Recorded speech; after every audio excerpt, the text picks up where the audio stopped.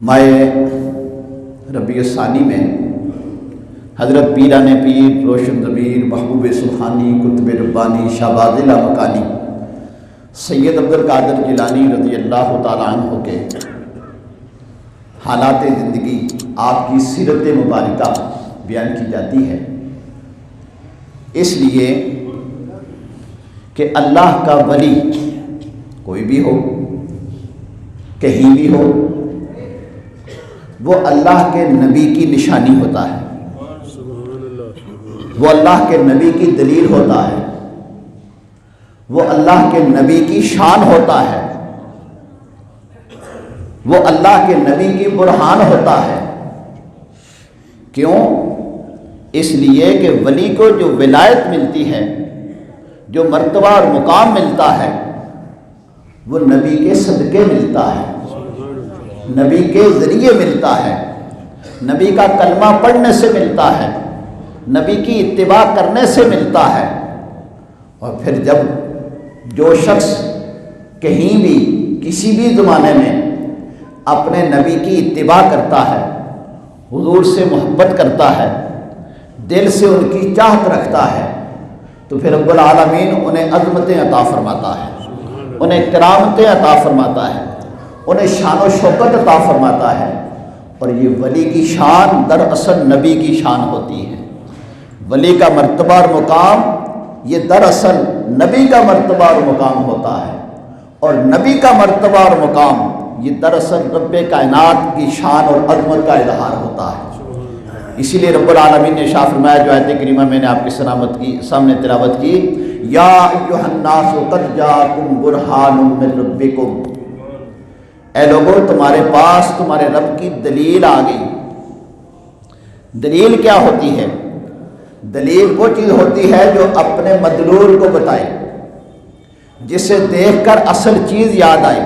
مثال کے طور پر آپ کو سمجھانے کے لیے دلیل کیا ہوتی ہے، آپ یہاں باہر نکلے اور آپ نے دیکھا کہیں دھواں اٹھ رہا ہے، تو آپ دیکھ کر سمجھ جائیں گے کہیں نہ کہیں آگ لگی ہوئی ہے۔ اب یہ جو آپ نے دیکھا تو دھواں دیکھا، آپ نے آگ نہیں دیکھی، لیکن ہر انسان خواہ وہ کسی بھی طبقے کے ساتھ تعلق رکھتا ہو، اس کے سمجھ میں فوراً بات آئی کہ یار کہیں آگ لگی ہوئی ہے، یا اس سے ذرا اللہ نہ کرے کہیں کوئی بڑی آواز دھماکے دار آواز آئے تو ہم انسان فوراً چکنا ہو جاتا ہے، کیا ہوا جناب، لگتا ہے کہیں دھماکہ ہو گیا۔ جناب کیسے پتہ چلا؟ یہ دیکھو یہ آواز آئی ہے، تو یہ آواز اسے کہتے ہیں دلیل، یہ ہوتی ہے دال، اور جس چیز کو بتا رہی ہے وہ ہوتی ہے مدلول۔ ہم نے اس دلیل کو دیکھا ہوتا ہے، مدلول کو نہیں دیکھا۔ رب کائنات نے بتایا کہ میری یہ شان ہے، مجھے کوئی دیکھ نہیں سکتا، لیکن جس نے مجھے دیکھنا ہے وہ میرے محبوب کو دیکھ لے۔ جس نے میری شانوں کو دیکھنا ہے میرے محبوب کو دیکھ لے، جس نے میری عظمتوں کو دیکھنا ہے وہ میرے محبوب کو دیکھ لے، جس نے میری کرم نوازیوں کو دیکھنا ہے، جس نے میری عطاؤں کو دیکھنا ہے وہ میرے محبوب کو دیکھ لے۔ یا ایھا الناس قد جاءکم برہان من ربکم، اے لوگو تمہارے طرف تمہارے رب کی دلیل آ گئی ہے، جس نے اس دلیل کو دیکھ لیا اس نے رب کائنات کو دیکھ لیا۔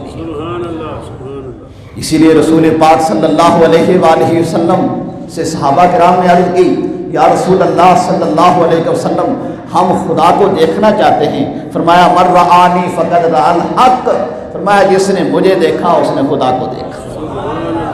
اس صورت تھی سب بنیاں کہ رب کائنات نے اپنے محبوب کو ایسی صورت، ایسی کائنات میں عظمت عطا فرمائی ہے کہ حضور جیسی مثال اس کائنات میں کوئی نہیں ہے۔ اور رب العالمین نے اپنے حبیب کریم صلی اللہ علیہ وآلہ وسلم کو جتنے سارے نبیوں کو شانیں، عظمتیں، کمالات عطا فرمائے تھے، وہ سارے ہی اپنے محبوب کو عطا فرما دی۔ حسن یوسف دم عیسیٰ ید بیضا داری، آنچ خوباں ہما دارن تو تنہا داری۔ یوسف علیہ السلام کا حسن دیکھ کر رب کائنات نے دنیا والوں کو بتایا، دنیا والوں دیکھو جس رب کا پیدا کردہ پیغمبر حضرت یوسف علیہ السلام کے حسن کا یہ عالم ہے کہ مخلوق 6 مہینے دیکھ لیتی تھی تو 6 مہینے تک بھوک نہیں لگتی تھی. جس کے نبی کا یہ عالم ہے اس کے حسن کا عالم کیا ہوگا.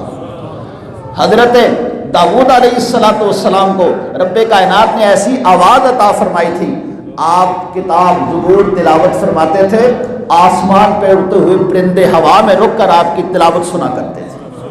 یہاں تک کہ پتھر، پہاڑ اور درخت آپ کے ساتھ جمع کرتے تھے.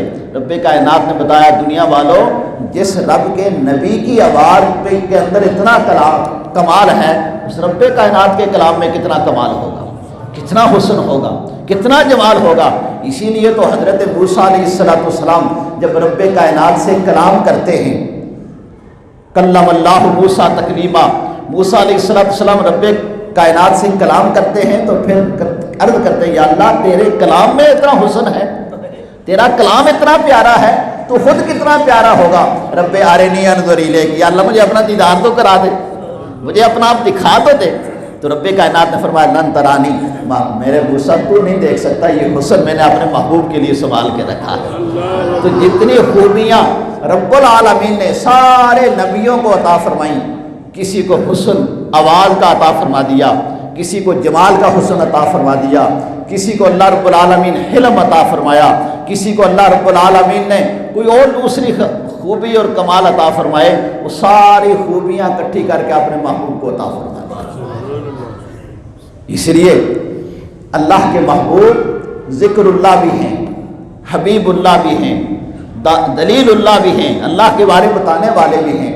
کہ نبی کی شان دیکھ کر رب کی شان معلوم ہوتی ہے. اور پھر نبی کی جب شان دیکھنی ہو تو نبی کی امتیوں کو دیکھو، نبی کے غلاموں کو دیکھو، ان کے ولیوں کو دیکھو. جب ہم ان کا تذکرہ کرتے ہیں کہ ان کے در پہ آنے والا کوئی خالی نہیں جاتا تھا، اس وقت تو اس وقت کی بات ہے، اب بھی 1000 سال گزر گیا ہے، کبھی بھی داتا حضور چلے جاؤ ان کے در پہ آنے والا بھوکا نہیں جاتا، پیٹ بھر کے جاتا ہے.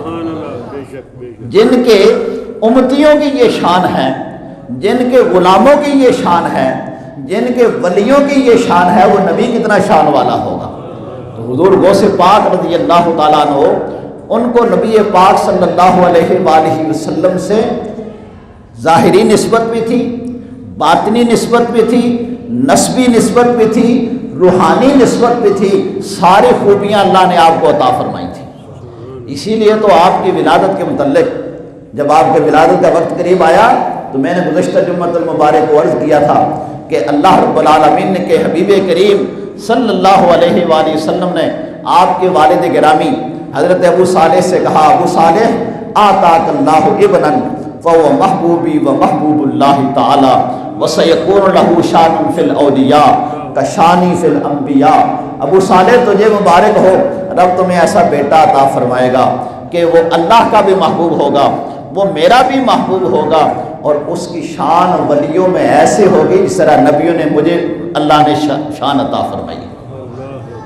جس طرح نبیوں میں ہمارے نبی سب سے اعلیٰ ہیں، اس طرح تمام اولین و آخرین کے جتنے ولی ہیں ان ولیوں میں حضور غوث پاک سب سے اعلیٰ ہے. اللہ اکبر. اور آپ کا سارا خاندان ہی اعلیٰ، بلند و بالا، شانوں والا. کہنا ہو کہ تیری نسل پاک میں ہے بچہ بچہ نور کا، تو ہے عین نور سے تیرا سب گھرانہ نور کا. حضور علیہ السلام کا سارا گھرانہ ہی نور والا ہے. لوگوں کو خوشیاں عطا کرنے والے، دکھ دور کرنے والے، سکھ عطا کرنے والے. آپ کی پھوپھی جان، ان کا نام بھی حضرت عائشہ تھا. اور میں نے آج صبح کے درس میں بھی عرض کیا تھا کہ اللہ کے نیک بندوں کی عادتیں یہ ہوتی ہیں، وہ اپنی اولادوں کے نام بھی اللہ والوں کے نام پہ رکھتے ہیں. حضرت نبی پاک صلی اللہ علیہ وآلہ وسلم کے بیٹے کا نام ابراہیم تھا، اللہ کے نبی کے نام پہ. اس لیے اپنے بچوں کے نام نبیوں کے ناموں پہ اپنے بچوں کے نام رکھا کرو. یعقوب، یوسف، ابراہیم، اسماعیل، موسیٰ، عیسیٰ، یہ نام رکھا کرو. تو آپ کی پھوپھی جان کا نام عائشہ تھا. حضرت ام المومنین عائشہ صدیقہ رضی اللہ تعالیٰ عنہ کے نام پہ آپ کا نام رکھا ہوا تھا. اور اتنی ولیہ کاملہ کہ اس علاقے میں بارش نہیں ہو رہی تھی۔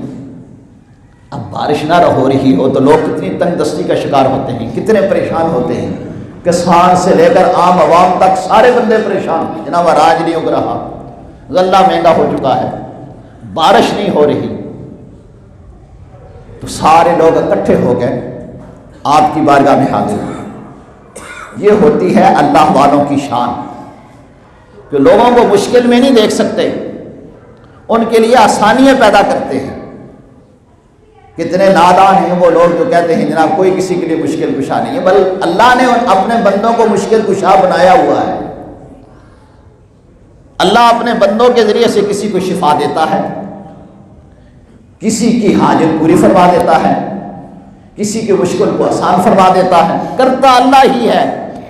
لیکن جس طرح پانی پینے کے لیے ہمیں کنویں پہ جانا پڑتا ہے، کنویں کے ساتھ رابطہ اور تعلق قائم کرنا پڑتا ہے، پہاڑی علاقہ ہو تو چشمے پہ جانا پڑتا ہے، دریا پہ جانا پڑتا ہے، نہر پہ جانا پڑتا ہے، دیتا اللہ ہی ہے، لیکن اللہ رب العالمین نے کچھ جگہ مقرر کر رکھی ہے۔ وہ انسان کی جسمانی ضرورت ہے، اس طرح روحانی ضرورت اللہ رب العالمین نے اپنے ولیوں کے در سے متعلق کر رکھی ہے۔ اللہ کے ولیوں کے در پہ جاتے ہیں تو اللہ روحانی ضرورتوں کو بھی پورا فرماتا ہے۔ تو آپ کی پھوپھی جان حضرت عائشہ رضی اللہ تعالی عنہا کے پاس لوگ اکٹھے ہو گئے کہ آپ اللہ کی ولیہ ہیں، بارش نہیں ہو رہی، لوگ بڑے پریشان ہیں، اور اللہ کے نیک بندے دوسروں کو پریشانی میں نہیں دیکھ سکتے، ان کی پریشانیوں کو حل کرتے ہیں، اور جو ایسا کرتا ہے وہ اللہ کا پیارا ہوتا ہے۔ خیر الناس من ینفع الناس، رسول پاک صلی اللہ علیہ وآلہ وسلم نے ارشاد فرمایا لوگوں میں سے سب سے بہترین بندہ وہ ہے جو لوگوں کو فائدہ دے۔ یہی تو فائدہ حضور غوث پاک نے دیا، آپ کے سارے خاندان نے دیا۔ تو لوگ آپ کی پھوپھی جان کے پاس حاضر ہوئے کہ اللہ کی ولیہ ہیں آپ، بارش نہیں ہو رہی، ہم بڑے پریشان ہیں، اور یہ اس مسئلے کا حل اللہ کا ولی ہی کر سکتا ہے، جو عام بندہ نہیں کر سکتا۔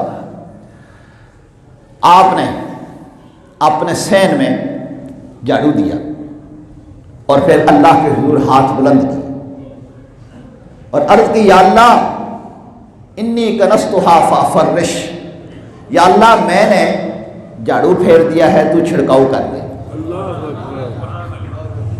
بس آپ کا یہ کہنا تھا، اللہ نے بارش نازل فرما دی، اور یہ واقعہ پہلے بھی ہو چکا تھا۔ نبی پاک صلی اللہ علیہ وآلہ وسلم کے زمانہ مبارکہ میں یہ بات پیش آ چکی تھی۔ مشکات شریف کی حدیث مبارکہ کہ حضور علیہ السلام کی بارگاہ میں صحابی حاضر ہوئے اور عرض کی، ہلاک المال والبنون یا رسول اللہ، یا رسول اللہ ہمارے مال ہمارے بچے ہلاک ہو گئے، بارش نہیں ہو رہی۔ آپ اللہ سے فدع اللہ ان یستغیثنا، آپ اللہ سے دعا فرمائیں اللہ ہمیں بارش نازل فرمائے، اللہ ہمارے اوپر بارش نازل فرمائے۔ نبی پاک صلی اللہ علیہ وآلہ وسلم نے ہاتھ مبارک ابھی اٹھائے تھے، بارش نازل ہونا شروع ہو گئی۔ صحابہ فرماتے ہیں ہم آئے تھے مسجد نبوی میں تو آسمان چمک رہا تھا، بادلوں کے نشان نہیں تھے، اور جب مسجد نبوی سے گئے تو بارش ہو رہی تھی، ہمارے کپڑے بھیگ چکے تھے۔ اب ہفتہ بھی، اتوار بھی، پیر بھی، منگل بھی، بدھ بھی، جمعرات، اگلا جمعہ پھر آ گیا، اور وہی صحابی پھر حاضر ہوئے۔ عرض کی، یا رسول اللہ آپ کے صدقے اللہ نے بارش اتنی عطا فرمائی، اب تو ہمارے گھر بار سب کچھ بادل سے بارش سے بھر چکے ہیں، فدع اللہ، اللہ سے دعا فرمائیں اللہ بارش کو روک دے۔ تو رسول پاک صلی اللہ علیہ وآلہ وسلم کے اس دعا سے پہلے کہ بارش رک جائے، ایک صحابی کھڑے ہوئے کہ یا رسول اللہ یہ نہ کہنا بارش رک جائے، آپ نے کہہ دیا رک جائے تو قیامت تک رکی رہے گی۔ ان کا عقیدہ تھا صحابہ کا، وہ جو کہہ دیتے ہیں وہ ہو جاتا۔ رسول پاک صلی اللہ علیہ وآلہ وسلم نے آسمان کی طرف انگلی مبارک اٹھائی اور دعا فرمائی، اللہم لا علینا وحوالینا، اے اللہ ہمارے اوپر فی الحال بارش نہ ہو، ہمارے ارد و گرد پہاڑوں پہ جہاں ضرورت ہے وہاں ہوتی رہے۔ صحابہ کرام فرماتے ہیں حضور کدھر کدھر اشارہ کرتے جاتے تھے بادل ہٹتے جاتے تھے، وہ اشارہ فرمائیں تو ڈوبا سورج واپس آ جائے، وہ اشارہ فرمائیں تو چاند دو ٹکڑے ہو جائے، اور وہ اشارہ فرمائیں تو چھپے ہوئے بادل آ جائیں، اور اشارہ فرمائیں تو بادل چھٹ جائیں۔ مخلوق خدا کے ساتھ رحم کرنا ہے، شفقت کرنی ہے، مہربانی کرنی ہے، یہی اللہ کے نیک بندوں کی نشانی ہے۔ حضرت علی شیر خدا رضی اللہ تعالیٰ عنہ فرمایا کرتے تھے، میں اس بات پہ رب کا شکر ادا کروں کہ لوگ اپنی ضرورتوں کو پورا کرنے کے لیے میری طرف رجوع کرتے ہیں، یا اس بات پہ اللہ کا شکر ادا کروں کہ میرے ذریعے اللہ ان کی مشکلیں بھی آسان فرما دیتا ہے۔ لہذا اگر کوئی بندہ اپنی حاجت آپ کے پاس لے کے آئے، جناب مجھے تھوڑے سے پیسوں کی ضرورت ہے، جناب مجھے فلاں چیز کی ضرورت ہے، آپ کی سفارش کی ضرورت ہے، تو تنگ نہ ہوا کریں، اسے جھڑکا نہ کریں، آپ دوسرے دن کھلوتے ہو جناب، آپ دوسرے دن آ جاتے ہو، کب بھی جائیں تاری ضرورت پوری کیتی ہے، نہ، اللہ کا شکر ادا کرو۔ الید العلیٰ خیر من ید السفلیٰ، دینے والا ہاتھ لینے والے ہاتھ سے اعلیٰ ہوتا ہے۔ اب اعلیٰ بنیں، اس کے کام آئیں، اس کی مشکل کو آسان کریں، اور اللہ کا شکر ادا کریں۔ اللہ تیرا شکر ہے، تو نے مجھے دیا ہے تو تیرے راہ میں دے رہا ہوں، تو نے مجھے یہ منصب، یہ مرتبہ، یہ مقام عطا کیا ہے کہ میری سفارش چلتی ہے، میری بات چلتی ہے، لوگ میری بات مانتے ہیں، تو اللہ تیرا شکر ہے، تیری عطا سے میں اگر یہ کام کر دیتا ہوں تو اس پہ رب کا، حضرت علی فرماتے ہیں میں اس پہ رب کا شکر ادا کروں، یا اس بات پہ کہ میرے ذریعے سے اللہ لوگوں کی مشکل بھی آسان فرما دیتا ہے۔ یعنی دو باتیں، ایک یہ کہ لوگ آپ کے پاس آئیں، کام ہونا نہ ہونا وہ ان کا مقدر ہے، جس طرح قرآن پاک کی آیت مبارکہ ہے اذا حییتم بتحیۃ فحیوا باحسن منها اور ردوها۔ اس آیت مبارکہ کی تفصیل میں مفسرین نے لکھا کہ رسول پاک صلی اللہ علیہ وآلہ وسلم نے ارشاد فرمایا کہ جب کوئی آدمی کوئی مشکل لے کر میری بارگاہ میں آئے تو صحابہ کو ارشاد فرمایا تم اس کی سفارش کر دیا کرو۔ اب دینا تو حضور نے ہے، لیکن حضور خود فرما رہے ہیں کہ تم مانگنے والے کی سفارش کر دیا کرو، اس کے مقدر میں جو ہوگا وہ رب اسے عطا کرے گا، اور اگر اسے نہ بھی ملا تمہاری سفارش کا تمہیں ثواب مل جائے گا۔ تو اس لیے سفارش کر دینا، دوسرے کی مشکل میں کام آ جانا، دوسرے کی حوصلہ افزائی کر دینا، یہ بھی ایک بہت بڑی اللہ کی نعمت ہوتی ہے، اور اللہ کے نیک بندے یہی کرتے ہیں۔ تو حضرت علی رضی اللہ عنہ فرمایا کرتے تھے کہ میں اللہ کا اس بات پہ شکر ادا کروں کہ لوگ میری طرف متوجہ ہوتے ہیں، اس لیے آج بھی لوگ یا مولا مشکل کشا کہتے ہیں۔ حضرت علی رضی اللہ عنہ کی طرف اپنے مشکلوں کو پیش کرتے ہیں، انہیں جانتے ہیں کہ حضرت علی کو خوشی ہوتی ہے جو ان کی طرف توجہ کرتا ہے، اور پھر وہ اللہ کی بارگاہ میں سفارش کر کے، اللہ کی بارگاہ میں التجا کر کے مشکل آسان بھی فرما دیتے ہیں۔ یہی وہ ان کی نثر پاک میں طریقہ کار چلا آ رہا تھا۔ حضور غوث پاک رضی اللہ تعالیٰ عنہ کی پھوپھی جان کے میں نے آپ کو سامنے عرض کیا، اور آپ کے نانا جان حضرت عبداللہ سومعی رحمۃ اللہ تعالیٰ علیہ، جن کے باغ میں حضور غوث پاک کے والد گرامی نے کام کیا تھا، ان کا طریقہ کار یہ تھا کہ لوگ ان کے زمانے میں کہیں دور دراز بھی کسی مصیبت میں پھنس جاتے تھے، کسی مشکل میں ہوتے تھے، انہیں پکارتے تھے تو آپ دور سے ان کی مدد فرما دیتے تھے، کیونکہ اللہ کے ولی کے لیے دور و نزدیک کوئی چیز نہیں ہوتی، وہ جہاں چاہتے ہیں جب چاہتے ہیں تصرف کر لیتے ہیں کہ رب العالمین دوریوں کو ان کے قریب کر دیتا ہے۔ اور پھر یہ خاندانی طریقہ کار آپ کی اولاد میں چلا گیا۔ حضور غوث پاک رضی اللہ تعالیٰ عنہ، آپ وہ غوث اعظم اسی لیے کہتے ہیں، غوث کا معنی ہوتا ہے فریاد کو پہنچنے والا، فریاد رسی کرنے والا۔ کئی لوگوں کو اس بات میں اعتراض بھی ہوتا ہے، نہیں جی غوث تو اللہ ہے، وہی اس سے پوچھو قرآن میں کہیں لکھا ہے غوث اللہ، حدیث میں کہیں لکھا ہے غوث اللہ؟ اللہ نے اپنے بندوں کو غوث بنایا ہے، اور آپ صرف انسانوں کے ہی نہیں جنات کے بھی غوث تھے، اس لیے آپ کو غوث الثقلین کہا جاتا ہے۔ کیا کہا جاتا ہے؟ غوث الثقلین۔ ثقلین یہ جن و انس دونوں کے لیے بولا جاتا ہے، اور آپ کیونکہ دونوں کی مشکلیں آسان فرماتے، جنات کسی مشکل میں پھنس جاتے وہ بھی حضور غوث پاک کے پاس حاضر ہوتے، انسان پھنس جاتے وہ بھی آپ کے پاس حاضر ہوتے، تو آپ ان کی مشکلیں آسان فرما دیا کرتے تھے۔ مشکلیں در حقیقت اللہ ہی آسان فرماتا ہے، اس میں کوئی شک نہیں ہے، لیکن یہ اللہ کے نیک بندے اللہ کی بارگاہ میں التجا کرتے ہیں، رب ان کی ٹالتا نہیں ہے، رب ان کی ٹالتا نہیں ہے، کیونکہ یہ رب کی نہیں ٹالتے، یہ رب کی فرمانبرداری کرتے ہیں، اور جو رب کی فرمانبرداری کرتا ہے پھر رب ان کی بھی مانتا ہے۔ حضور غوث پاک رضی اللہ عنہ رب کے کتنے فرمانبردار تھے، یہ میں نے گزشتہ جمعۃ المبارک کو عرض کیا کہ ہمارے ہاں بچہ پیدا ہوتا ہے اسے پاکی ناپاکی کا کوئی علم نہیں ہوتا، لیکن حضور غوث پاک رضی اللہ تعالیٰ عنہ پیدا ہوتے ہیں تو ماہ رمضان المبارک کے آپ روزہ رکھتے ہیں، اور پھر بچپن میں ہی آپ 3-4 کے سال کے ہیں، پڑھنے کے لیے آپ کی والدہ آپ کو استاد کے پاس لے کر گئی کہ اسے کچھ پڑھا دیں۔ استاد نے فرمایا بیٹے سناؤ، تو آپ نے بسم اللہ الرحمن الرحیم سے لے کر 18 اسبار زبانی سنا دی، اور استاد نے حیران ہو کر پوچھا کہ آپ پڑھنے کے لیے آئے ہیں کہ پڑھانے کے لیے آئے ہیں، اتنا علم کیسے آ گیا؟ حضور غوث پاک رضی اللہ عنہ نے فرمایا میری والدہ مجھے اپنی گود میں رکھ کے آٹا گوندا کرتی تھی، روٹیاں پکایا کرتی تھی، قرآن کی تلاوت کیا کرتی تھی۔ میری والدہ کو 18 اسوارِ زبانی یاد تھے، میں نے اپنی والدہ سے سن کر یہ 18 اسوارِ زبانی یاد کر لی۔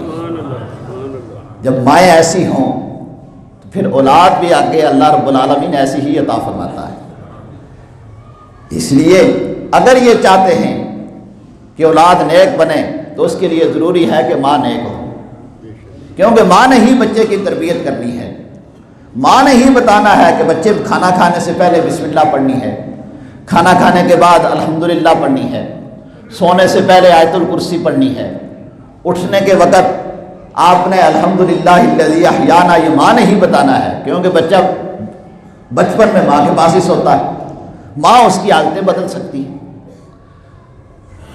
اس ماں نے اپنے بچے کی کیسی تربیت کی کہ اب وہ جب مدرسے میں لے کر گئی تو فکر کیا ہے کہ میرا بچہ قرآن پاک پڑھے، قرآن پاک پڑھانے کے لیے استاد کے پاس لے کر گئی، اور استاد نے قرآن پاک پڑھانا شروع کیا۔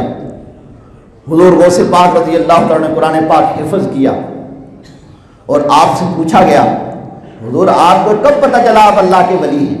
فرمایا مجھے اس وقت پتہ ہے جب مدرسے جایا کرتا تھا تو میرے ساتھ والے طلباء کے لیے میرے ساتھ جانے والے کچھ ایسی مخلوق ہوتی تھی جو ان طلباء کو کہتی تھی توسعوا لولی اللہ، اللہ کا ولی آ رہا ہے اس کے لیے جگہ کشادہ کر دو۔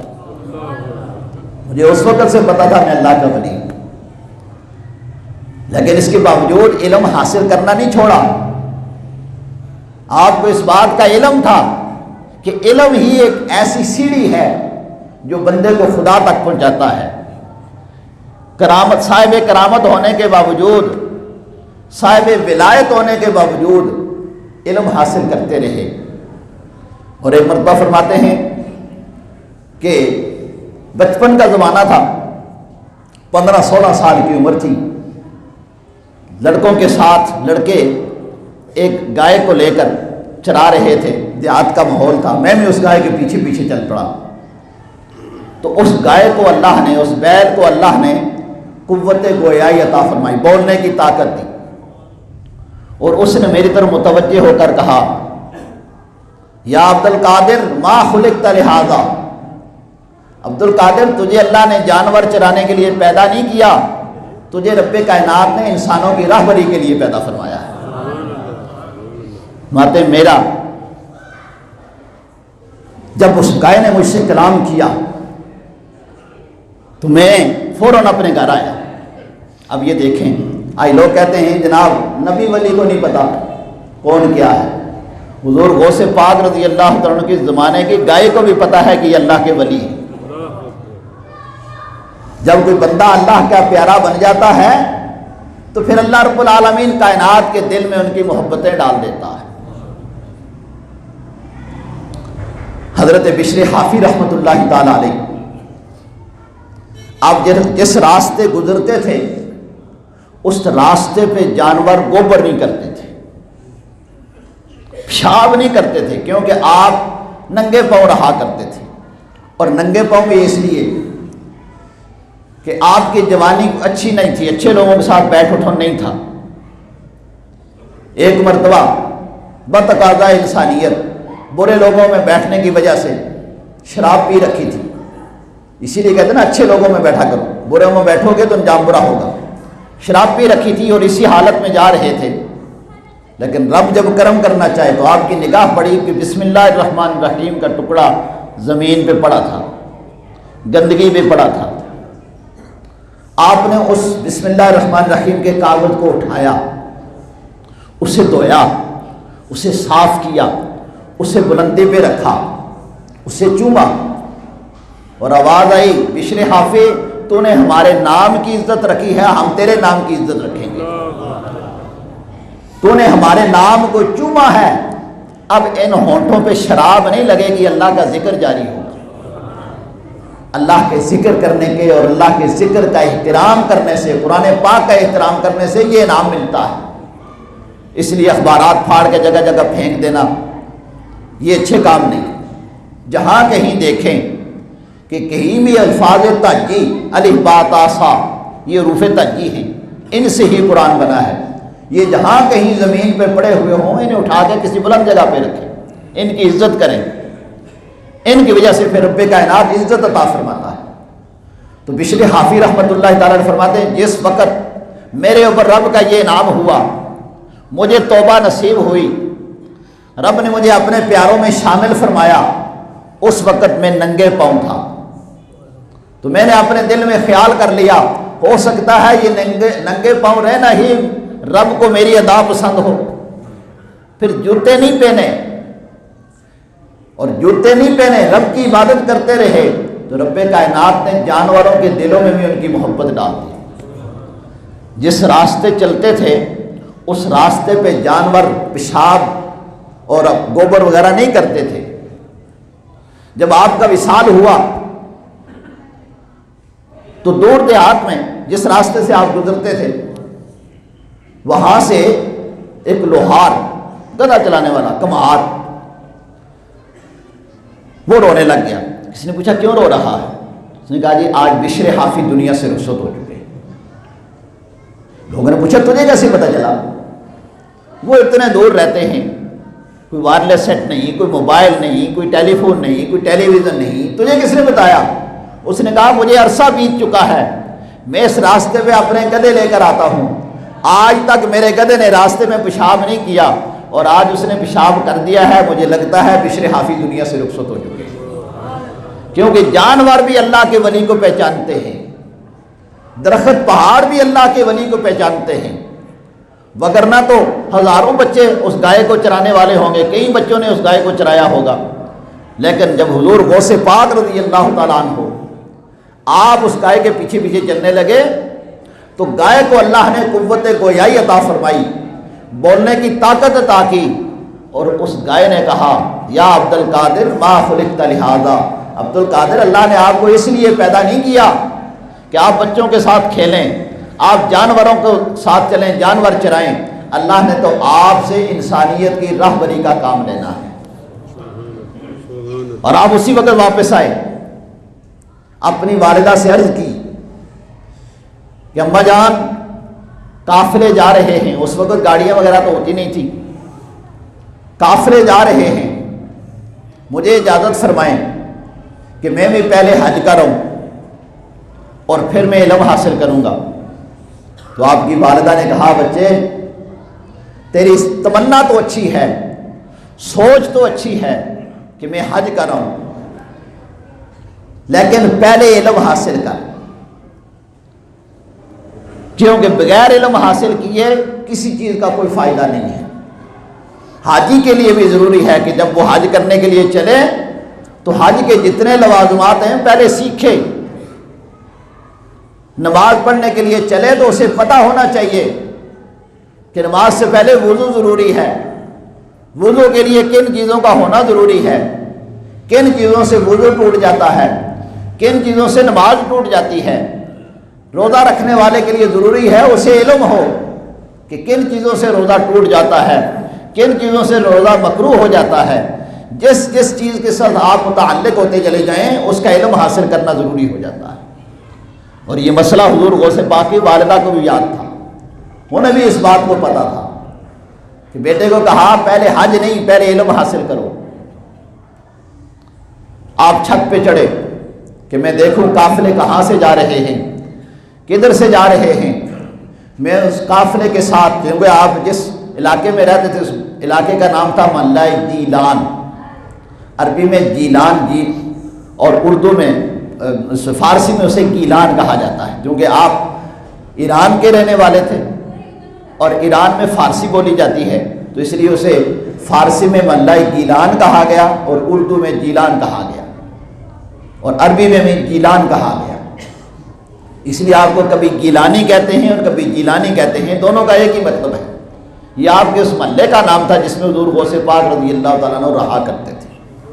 چھت پہ گئے، جا کے دیکھا کہ قافلے جا رہے ہیں، دل میں تڑپ پیدا ہوئی، کاش میں بھی جاتا، صفا مروہ کی سعی کرتا، بیت اللہ کا طواف کرتا، آب زمزم پیتا اور میدان عرفات کو دیکھتا، منا میں آتا جاتا۔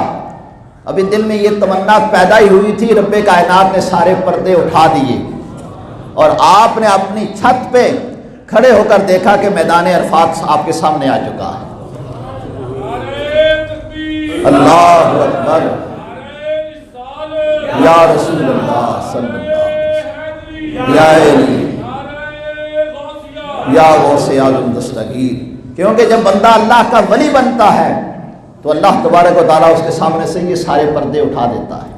یہ دیواریں یہ ہمارے سامنے ہوتی ہیں، اللہ کے ولی کے لیے نہیں۔ یتقرب الی عبدی بالنوافل فکنت سمعہ الذی یسمع بہا وبصرہ الذی یبصر بہا ویدہ التی یبطش بہا ورجلہ التی یمشی بہا۔ رب کائنات فرماتا ہے، حدیث قدسی ہے، حدیث قدسی یہ ہوتی ہے، فرمان نبی کا ہوتا ہے، کلام رب کائنات کا ہوتا ہے۔ رب کائنات کے کلام کو نبی بیان فرماتا ہے کہ اللہ فرماتا ہے میرا بندہ جب میرے قریب ہو جاتا ہے پھر آنکھیں اس کی ہوتی ہیں، طاقت میری ہوتی ہے، ہاتھ اس کے ہوتے ہیں، طاقت میری ہوتی ہے۔ پھر اللہ کی طاقت سے یہ قریب و بعید سب کو برابر دیکھ لیتا ہے، پھر قریب و بعید سب کو سن لیتا ہے۔ اسی لیے تو حضور غوث پاک رضی اللہ تعالیٰ عنہ فرمایا کرتے تھے، نظرت الی بلاد اللہ جمعا کخردلۃ علی حکم اتصالی۔ اللہ کے سارے شہروں کو یوں دیکھتا ہوں جس طرح ہاتھ کی ہتھیلی پر رائی کا دانہ ہوتا ہے۔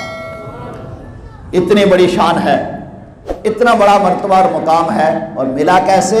ماں کی فرمانبرداری سے۔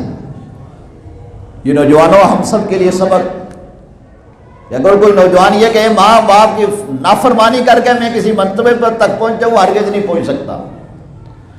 اب چاہت یہ ہے کہ میں حج کر رہا ہوں، کتنا اچھا ارادہ ہے، کتنی اچھی سوچ ہے،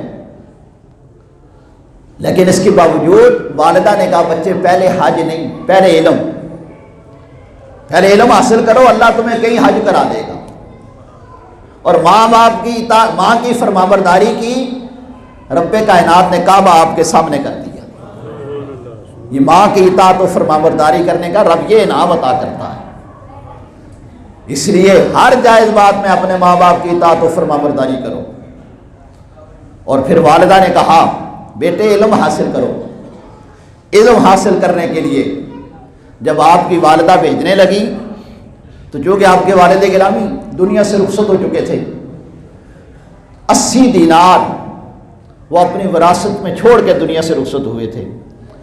اور حضرت غوث پاک رضی اللہ تعالیٰ عنہ کے ایک دوسرے بھائی بھی تھے جن کا نام تھا عبداللہ، انہیں کی کنیت تھی صالح، انہیں صالح بھی کہا جاتا تھا، اور اسی مناسبت سے آپ کے والد گرامی کو ابو صالح کہا جاتا۔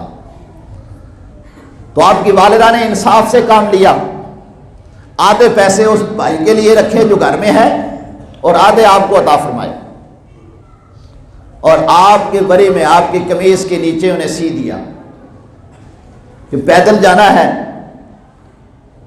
راستے میں ڈاکو آتے تھے، لٹیرے ہوتے تھے، تو یہ آپ کے پیسے محفوظ رہیں گے، منزل مقصود تک پہنچیں تو وہاں جا کے نکال لینا۔ اور ساتھ ہی ساتھ جب بیٹے کو علم حاصل کرنے کے لیے رخصت کیا تو والدہ نے اپنے بیٹے کو ایک نصیحت کی، فرمایا بیٹے ہمیشہ سچ بولنا ہے، ہمیشہ سچ بولنا ہے۔ اللہ ہمیں سچ بولنے کی توفیق دے، کیونکہ سچ ہی ایک ایسی چیز ہے جس کے متعلق کریم آقا صلی اللہ علیہ وآلہ وسلم نے ارشاد فرمایا الصدق ینجی والکذب یہلک، سچ انسان کو نجات دیتا ہے اور جھوٹ انسان کو برباد کر دیتا ہے۔ سچ انسان کی عزت بڑھاتا ہے اور جھوٹ انسان کو ذلیل و رسوا کر دیتا ہے۔ ہمارا اللہ سچا، ہمارے نبی سچے، ہمارا دین سچا، تو ہمیں بھی سچ بولنے کی تلقین کی گئی۔ اللہ کے ولیوں کا یہی پیغام ہوتا ہے۔ اور پھر اس سچ کا انعام کیا ملتا ہے؟ اللہ اکبر، وہ انشاءاللہ تعالی آئندہ جمعۃ المبارک کو عرض کریں گے کہ والدہ کی فرمانبرداری کی، سچ کہا تو رب العالمین نے ان کی زبان پہ جیسے کہتے تھے رب ایسے کر دیتا تھا۔ نوجوانوں، اپنے ماں باپ کی اطاعت و فرمانبرداری کرو اور سچ کو اپنا لو کہ ہمیشہ سچ بولنا ہے، تو تم بھی انہیں اللہ کے ولیوں کے نقش قدم پر چلنے والے ہوگے۔ اور جو اللہ کے ولیوں کے نقش قدم پر چلتا ہے، اللہ ہر جگہ اس کے لیے آسانیاں پیدا فرماتا ہے۔ رب کائنات اپنے ولیوں کے نقش قدم پر چلنے کی توفیق نصیب فرمائے۔ وآخر دعوانا